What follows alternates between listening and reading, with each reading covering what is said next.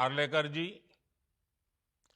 आर्य वैद्यशाला से जुड़े सभी महानुभाव, देवी और सज्जनों, आज इस गरिमामय अवसर पर आप सभी से जुड़ना मेरे लिए खुशी का अवसर है।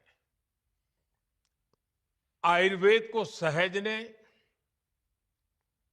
संरक्षित करने और आगे बढ़ाने में आर्य वैद्यशाला का महत्वपूर्ण योगदान है। अपने 125 वर्षों की यात्रा में इस संस्था ने आयुर्वेद को इलाज की एक सशक्त व्यवस्था के रूप में स्थापित किया है। आज इस अवसर पर मैं आर्य वैद्यशाला के संस्थापक वैद्य रत्नम पीएस वारियर जी के योगदानों को याद करता हूं। आयुर्वेद के प्रति उनकी अप्रोच और लोक कल्याण के लिए उनका समर्पण आज भी हमें प्रेरित करता है। साथियों, केरला की आर्य वैद्यशाला भारत की उस उपचार परंपरा का जीवंत प्रतीक है जिसने सदियों से मानवता की सेवा की है। भारत में आयुर्वेद किसी एक काल या एक क्षेत्र में सीमित नहीं रहा। हर दौर में इस प्राचीन चिकित्सा पद्धति ने जीवन को समझने, संतुलन बनाने और प्रकृति के साथ तालमेल बिठाने का रास्ता दिखाया है। आज आर्य वैद्यशाला 600 से अधिक आयुर्वेदिक औषधियों का निर्माण करती है। देश के अलग अलग क्षेत्रों में संस्था के अस्पताल आयुर्वेदिक तरीके से मरीजों का इलाज कर रहे हैं, जिनमें दुनिया के 60 से अधिक देशों के मरीज शामिल होते हैं। आर्य वैद्यशाला ने ये भरोसा अपने काम से बनाया है। जब लोग कष्ट में होते हैं तो आप सभी उनके लिए बहुत बड़ी उम्मीद बनते हैं। साथियों, आर्य वैद्यशाला के लिए सेवा केवल एक विचार नहीं है, ये भावना उनके एक्शन, अप्रोच और इंस्टीट्यूशंस में भी दिखाई देती है। संस्था का चैरिटेबल हॉस्पिटल पिछले 100 वर्षों से, 100 वर्ष कोई कम समय नहीं है, 100 वर्षों से निरंतर लोगों की सेवा में जुटा है। इसमें अस्पताल से जुड़े सभी लोगों का योगदान है। मैं अस्पताल के वैद्य, डॉक्टर, नर्सिंग स्टाफ और अन्य सभी लोगों का भी अभिनंदन करता हूं। चैरिटेबल अस्पताल की 100 वर्षों की यात्रा पूरी करने के लिए आप सब बधाई के पात्र हैं। केरला के लोगों ने आयुर्वेद की जिन परंपराओं को सदियों से जीवंत बनाए रखा है, आप उन परंपराओं का संरक्षण भी कर रहे हैं, संवर्धन भी कर रहे हैं। साथियों, देश में लंबे समय तक प्राचीन चिकित्सा पद्धतियों को साइलों में देखा जाता रहा। पिछले 10-11 वर्षों में इस अप्रोच में बड़ा बदलाव हुआ है। अब स्वास्थ्य सेवाओं को होलिस्टिक नजरिए से देखा जा रहा है। आयुर्वेद, यूनानी, होम्योपैथिक, सिद्धा और योग, इन सब को हम एक अम्ब्रेला के नीचे लाए हैं और इसके लिए विशेष तौर पर आयुष मंत्रालय बनाया गया है।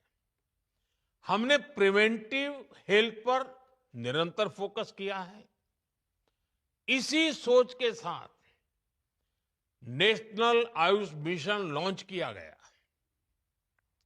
12,000 से अधिक आयुष वेलनेस सेंटर्स खोले गए। इन सेंटर्स में योग, preventive care, community health services, ये सब कुछ उपलब्ध कराई जाती है। हमने देश के अन्य अस्पतालों को भी आयुष सेवाओं से जोड़ा। आयुष दवाओं की रेगुलर सप्लाई पर भी ध्यान दिया।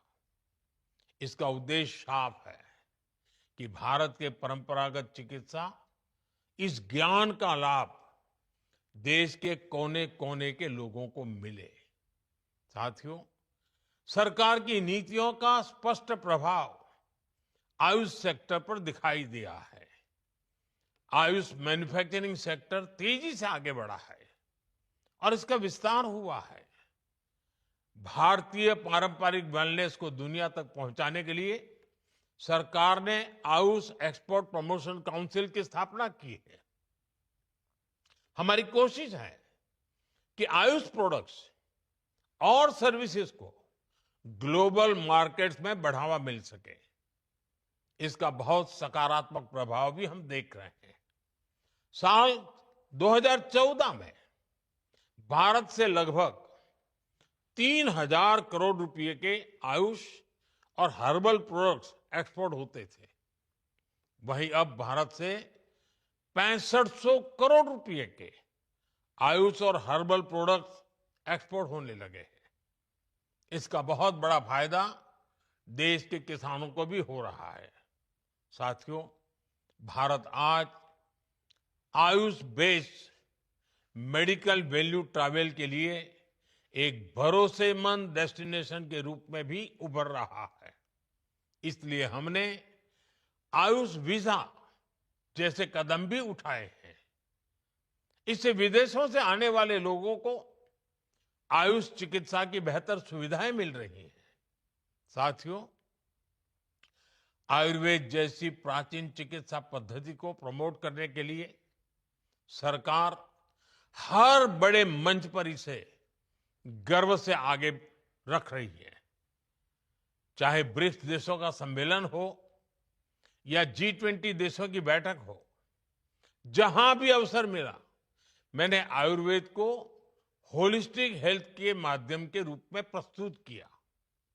गुजरात के जामनगर में वर्ल्ड हेल्थ ऑर्गेनाइजेशन WHO के ग्लोबल ट्रेडिशनल मेडिसिन सेंटर की स्थापना भी की जा रही है। जामनगर में ही institute of teaching and research in Ayurveda, इसने भी काम शुरू कर दिया है।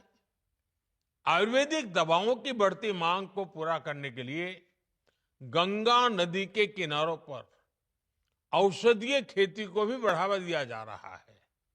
साथियों, आज मैं आप सभी से देश की एक और उपलब्धि साझा करना चाहता हूं। आप सभी जानते हैं कि अभी यूरोपियन यूनियन के साथ ट्रेड एग्रीमेंट की ऐतिहासिक घोषणा हुई है। मुझे ये बताते हुए खुशी है कि ये trade agreement Indian traditional medicine services और प्रैक्टिशनर्स को एक बड़ा बूस्ट देगा। EU मेंबर स्टेट्स में जहां रेगुलेशंस मौजूद नहीं है, वहां हमारे आयुष प्रैक्टिशनर्स भारत में हासिल की गई अपनी प्रोफेशनल क्वालिफिकेशन के आधार पर अपनी सर्विसेज प्रदान कर सकेंगे। इसका बहुत बड़ा लाभ आयुर्वेद और योग से जुड़े हमारे युवाओं को होगा। इस एग्रीमेंट से यूरोप में आयुष वेलनेस सेंटर्स की स्थापना में भी मदद मिलेगी। आयुर्वेद, आयुष से जुड़े आप सभी महानुभावों को मैं इस एग्रीमेंट की बधाई देता हूं। साथियों, आयुर्वेद के माध्यम से भारत में सदियों से इलाज का काम होता रहा है, लेकिन यह भी दुर्भाग्य रहा है कि हमें देश में और ज्यादातर विदेशों में लोगों को आयुर्वेद का महत्व समझाना पड़ता है। इसकी एक बड़ी वजह है एविडेंस बेस्ड रिसर्च की कमी। रिसर्च पेपर्स की कमी। जब साइंस के सिद्धांतों पर आयुर्वेदिक पद्धति को परखा जाता है तो लोगों को भरोसा और मजबूत होता है। इसलिए मुझे इस बात की खुशी है कि आर्य वैद्यशाला ने आयुर्वेद को साइंस और रिसर्च की कसौटी पर लगातार परखा है। ये सीएसआईआर और आईआईटी जैसे संस्थानों के साथ मिलकर काम कर रही है। ड्रग रिसर्च, क्लिनिकल रिसर्च और कैंसर केयर पर भी आपका फोकस रहा है। आयुष मंत्रालय के सहयोग से कैंसर रिसर्च के लिए सेंटर ऑफ एक्सीलेंस की स्थापना करना इसी दिशा में एक महत्वपूर्ण कदम है। साथियों, अब हमें बदलते समय के अनुसार आयुर्वेद में आधुनिक टेक्नोलॉजी और एआई का उपयोग भी बढ़ाना चाहिए। बीमारी की संभावनाओं का पता लगाने के लिए अलग अलग पद्धतियों से इलाज के लिए काफी कुछ इनोवेटिव किया जा सकता है। साथियों, आर्य वैद्यशाला ने दिखाया है कि परंपरा और आधुनिकता साथ चल सकती है और स्वास्थ्य सेवा लोगों के जीवन में भरोसे का आधार बन सकती है। इस संस्था ने आयुर्वेद की पुरानी समझ को सहेजते हुए आधुनिक जरूरतों को अपनाया है।